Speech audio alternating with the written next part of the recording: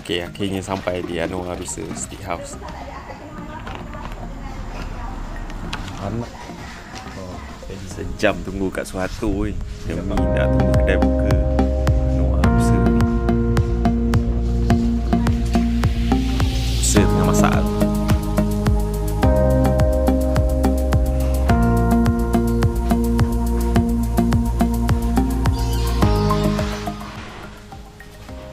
Anak pelangkas. Macam-macam menu ada ni. Daging rusa dia lembut weh. Steak rusa dia cair weh. Macam-macam menu ada weh.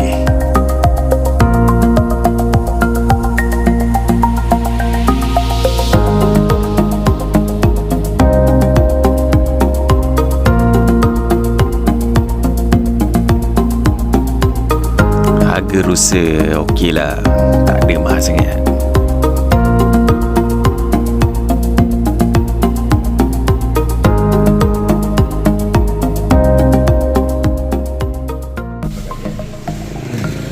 Orang pergi kedai rusa, makan rusa, bukan makan ayam.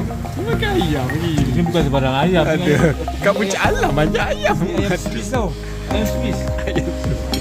Aduh.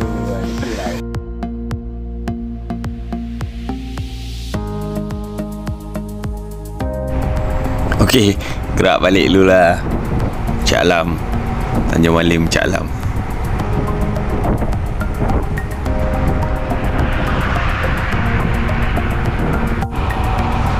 Okey, ada zoom sikit lah. Pukul apa nak sampai ni?